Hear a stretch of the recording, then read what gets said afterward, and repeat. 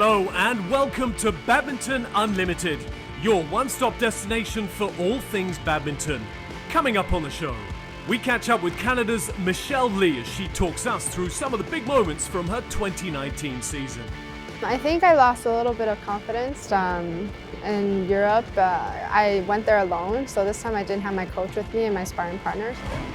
The 28-year-old also features in our epic women's singles classic match this week. And we find out just what makes Indonesian tandem Hafiz Faizal and Gloria Emanuelle Widjaja tick. Karena cowok kan capek, lebih capek. Oh gitu. Jadinya banyak oroknya.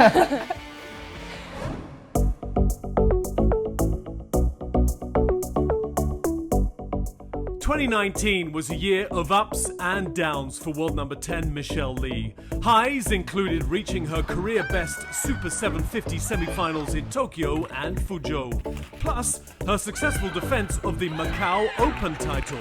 Undoubtedly the most successful shuttler from the Pan Am region, the 28-year-old looks back at her performance in the closing months of the 2019 campaign.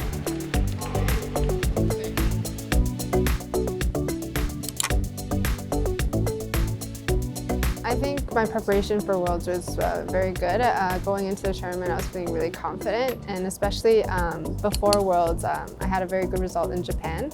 I think I learned a lot from that match. I think that was the first match where I felt like I was able to perform really well, perform my best.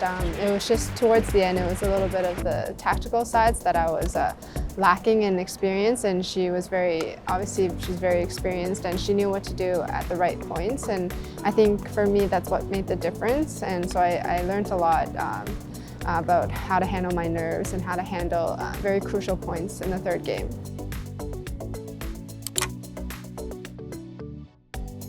Taipei Open, I think the venue has always been very tough for me. So to make it to the finals, I think that's a very big step for me. And I think I played a very solid game leading up to the finals. But unfortunately, like in the finals, Sung Ji-hoon was playing very, very well.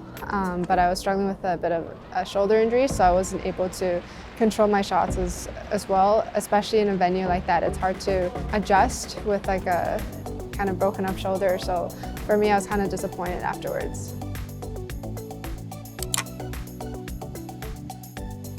I think I lost a little bit of confidence in Europe. I went there alone, so this time I didn't have my coach with me and my sparring partner, so I think that was a bad preparation on my part mentally, because knowing that like he's not there, I should still be able to feel confident, still figure it out on my own, but I think I had a little bit of a struggle on that side of things, but also had pretty tough opponents. So I think I did my best, but it wasn't what I was looking for.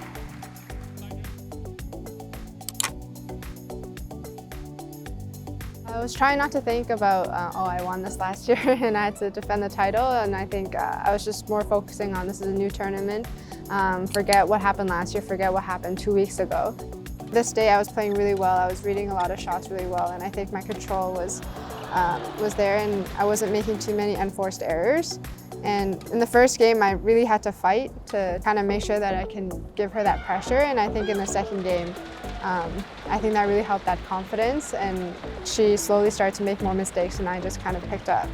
Yeah, I remember like it was my birthday, and I just wanted to do my best, and I think I was playing really well in the second game, and then I guess I was up a lot. So the audience, when I had match point, some were just shouting "Happy birthday, Emanuelle," and I laughed a bit and I lost a bit of focus, but it was funny. Yeah, it was definitely an experience and a memory to remember.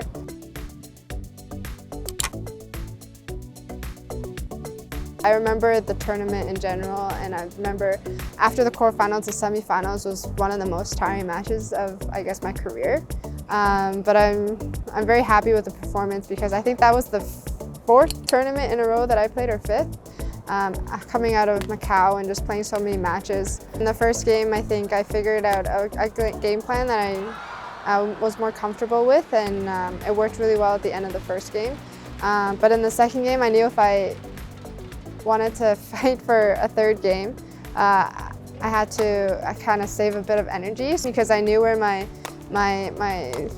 fitness level was at that point, because I knew I played up to 10 matches, 10 games leading up to that day, including Macau, including all the tournaments I've played before. So, and semifinals I really wanted to win, so I just wanted to go all out, and that was one of the matches where I just put it all out there, and I think I was just leaning over on my racket like half of the time because I was so tired and the rallies were so long, especially with a player like Chen Yufei. She's so steady. I needed so much patience and long rallies to even just get 1 point. So yeah, I learned a lot from that game too.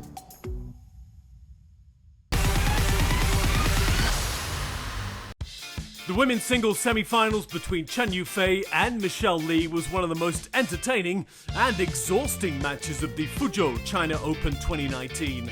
The contest, dominated by long rallies and fighting spirit, lasted 72 minutes, making it the perfect choice for our classic match of the week.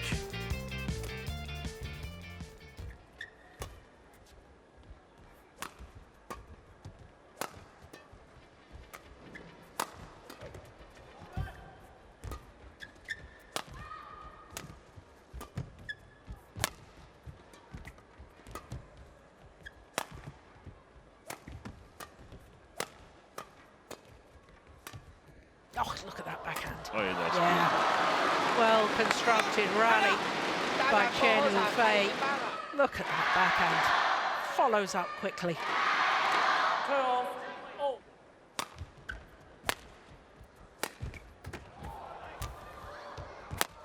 Oi. Yeah, that's what you call comprehensively outmaneuvered.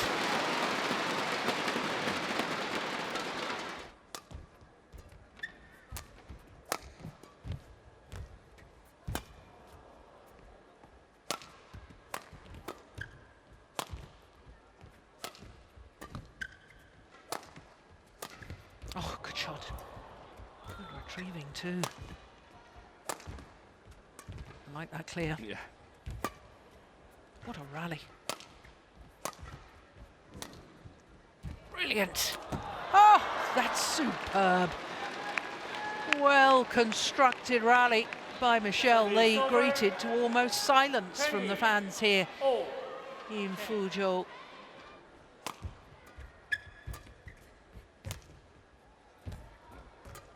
Lucky to get away with that. Oh, that's brilliant. And again, stunned silence from the fans here in Fuzhou. The opening game to Michelle Li, 22-20, having saved a game point opportunity at 19-20 down.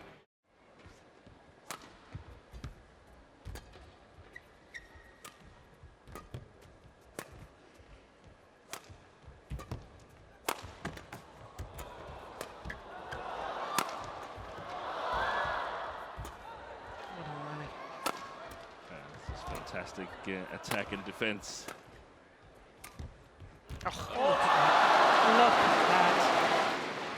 Great attacking play from Michelle Li, and then suddenly, when Chen Yufei had the opportunity, she produces an angled drop shot like that.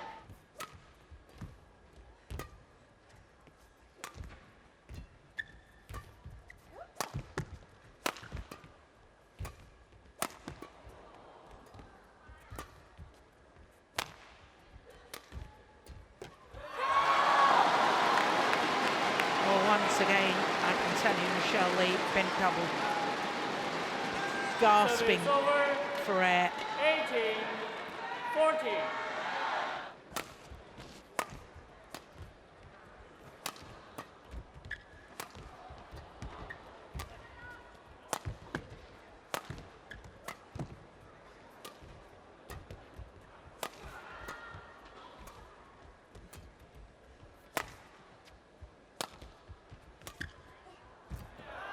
Oh, to believe it!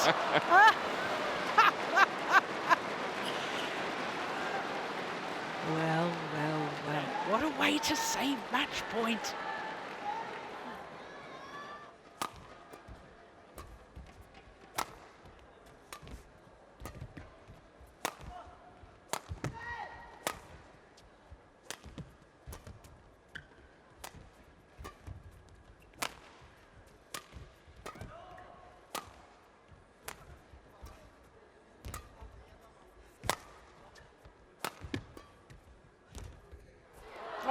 She saved another.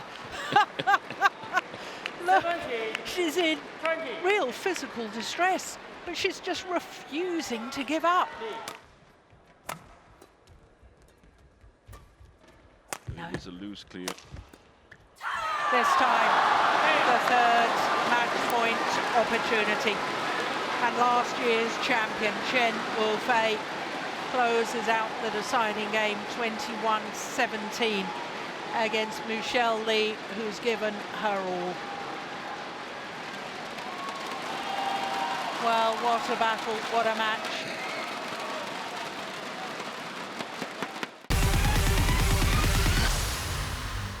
Ini jawab cepat. Ya, jawab cepat. Aduh. Oke.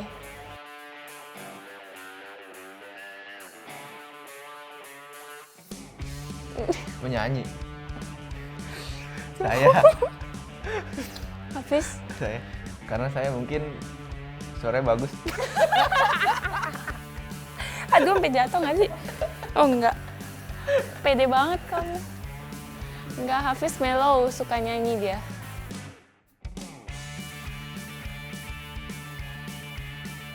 Talk in sleep. Ngigo. Enggak tahu. Hafiz ngigo? Enggak, saya enggak Aku gitu. enggak.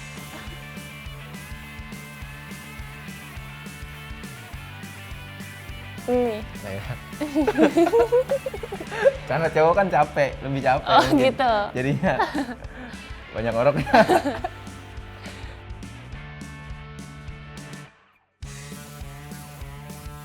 Suka bikin patah hati. Belum. Kok gua? Mungkin aku. Karena aku orangnya judes. Kalau ngomong ketus. Mungkin nyakitin orang. Mungkin adalah sedikit gitu.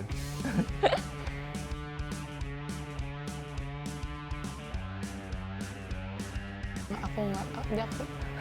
Aku ingat Saya lupa. Enggak terlalu ingat. saudara-saudaramu. Iya, kalau nggak ibu ayah aku ingat. Tetap lupa pasti dia.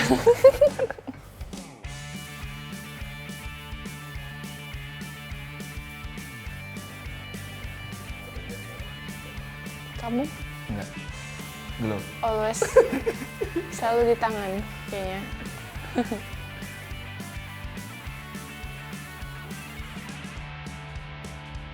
Aduh. Tahu nggak? Enggak. Aku.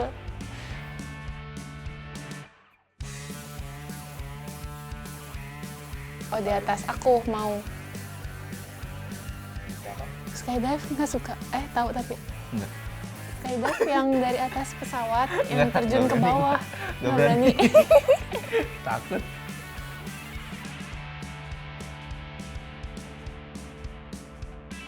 Saya bisa. Aku juga bisa. Aku juga bisa. Sama-sama. Kenapa? Mungkin dia. Aku. Pengalaman cerita lebih banyak dia.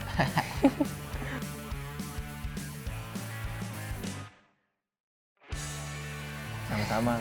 Iya, sama-sama. Sama-sama. Kok ketawa sih? Time for a quick break, but when we come back, we get up close and personal with rising Indian para badminton star Sukant Kadam. The para badminton, like I started playing 2013. That time, like Pramod was very good, and then I started growing and I followed him. And then we play sometimes doubles.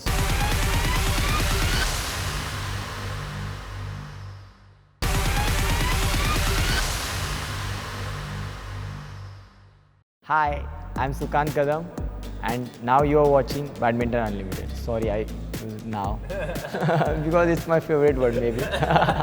McDonald's.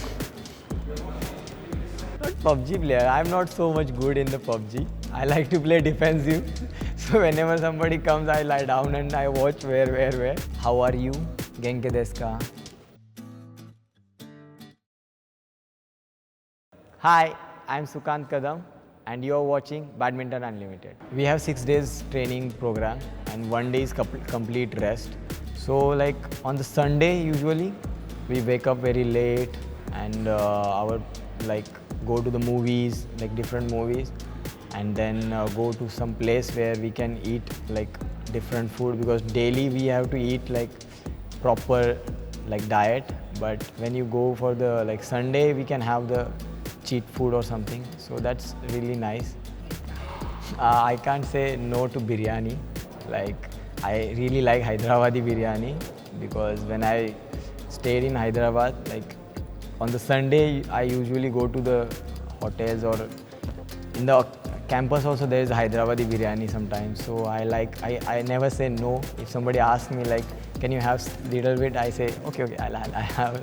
I don't say no to it. And for the other country foods, like when I went to the Japan training, because in the tournaments we don't go for the different food, but it was training camp, so it was not so heavy and not like so much of pressure of playing tournaments or something. So I tried like sushi and tambura, something this kind of food, but it was very nice. Like I really liked food. Last movie, Avenger Endgame, because I'm a big fan of Marvel.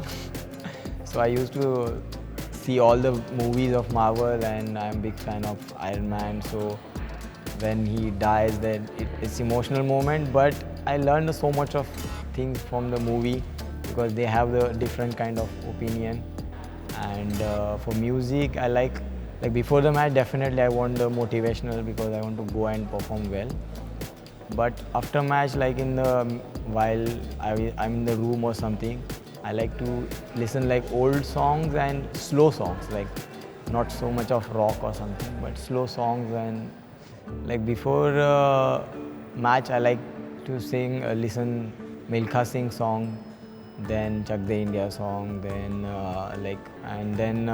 in the relax mode, I used to listen like Haryani song. Not Haryani, it's Punjabi basically.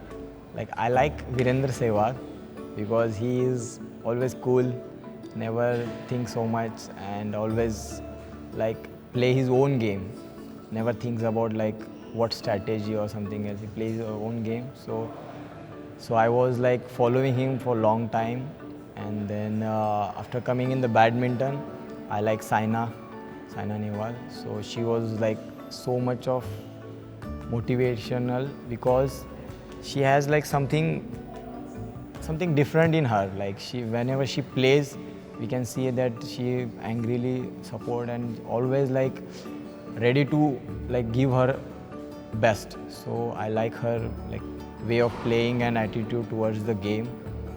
And in the para badminton, like I started playing 2013. That time like Pramod was very good, and then I started growing and I followed him, and then we play sometimes doubles. So he told me many things, and I think he understands me well. So always he supports, and that's very good thing. Whenever I go to any country, when I come back or before going to the country, I read about their histories, and I have some kind of a knowledge. So if in our team also, if they need any kind of a knowledge, they come to me and they ask me like, Sukant, do you know about this? So I feel very good at that moment that people come and ask me about they have any difficulty and they ask me about the knowledge. And it's very nice to share the things you have. So it makes really sense. Like I try to learn different languages. Like as we are going to Tokyo, so I started learning Japanese. I know a few Japanese words. I know many words, like in the morning we say, like if you go meet somebody like who is of your age, you say os, you can say thank you, so arigato. India's Sukant Kadam won a bronze medal in the men's singles SL4 category at the Total BWF Para Badminton World Championships 2019. The 26-year-old considers this medal one of two major milestones of his career, the other being ranked the second best player in the world last year. This is Sukant's story of how para badminton provided him with a new passion and purpose. I belong to the village from Kautoli, so I don't know much things earlier in my childhood. I just know about cricket, and I used to play cricket. So when I grow from like 11th, 12th, then I moved to Pune. And when I come to the bigger city, then I got to know about many new things. And then I learned a lot in Pune. So basically I found like good exposure in Pune in my childhood. And in the childhood, I used to play with my brother, just cricket. But when I got injured in the like age of 10, that time my father told me to stay away from the sport.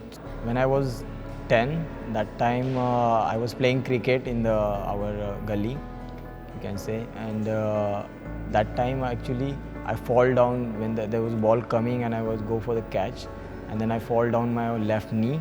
So I didn't know about like it's about injury. So I thought like it's nothing happened. And so I keep playing because I don't understand about it. But and I didn't tell my family also because I was scared to tell them and they might angry on me. So I didn't tell them. So after 2 weeks, the swelling goes so much high and I couldn't walk even. And that time my mother and father watched it and then they went to the hospital and there they started treatment. And because of delay, my knee was totally infected and then my knee was totally damaged. It will not operate. So doctor was trying to save my at least leg, so I can walk at least. Otherwise, I could have go for the amputee. Engineering, I went to the first time engineering. Then in first year, I was try to participate in college event, but like there was few guys said like you can't participate because your movements are very slow. So we think you should go for the indoor like sitting sports like chess or carom or something. So I said like no, I like badminton because I played in the past months and I was better actually. But still they wanted me to go another sport. So I didn't play that year. But after next year I started practicing my own and then I play good.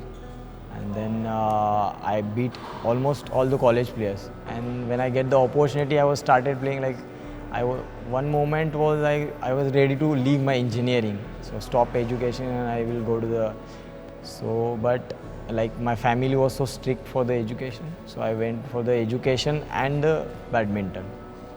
So when I was play my first national and I won it. So when I won it, then like people appreciated me like so much. And like people never appreciate me after the result, engineering results, but they appreciate when I got the gold medal and like principal was also so happy. So he said keep going on, we will help you. So I started playing and then I play few nationals and then internationals and then after just finishing the engineering, I thought like I should give 2-3 years at least for the para badminton. So I might get better career in here. So I wanted to do something more in the badminton. So I was eagerly waiting for the opportunities where I can go and have it, but I didn't get it. In 2012, I saw the Girisha. He got the bronze medal in high jump in 2012 Paralympics, England. So when I see he got the medal in high jump, so I thought like there might be the sports which is related with the para, like so I started searching it. I got the BWF contact because in the 2012 they started including, BWF started including the para badminton. So I got the information. So I asked my family. My father was so angry on it, but my mother and brother was like, okay, you just try, but better you go for the job because that's very necessary for your life. So I said, okay, I'll try to find it, but let me play for at least 1-2 years. And then I got international medals and so much of exposure. So once I get a good exposure, government offer me a state government job. And then my father also say, okay, now you have a job, then you can continue in badminton. That's it for now here on Badminton Unlimited, but join us again next week. Koreans Kim So-young and Kong Hee-young are ready to show us their fun yet competitive personalities. 제가 가져온 약의 개수는 18개. 딱 오늘 And we'll reveal our top 5 plays from the first Super 1000 event of the season. In the meantime, remember to log on to bwfbadminton.com for the latest news and features on the sport. It's bye-bye for now, and please stay safe.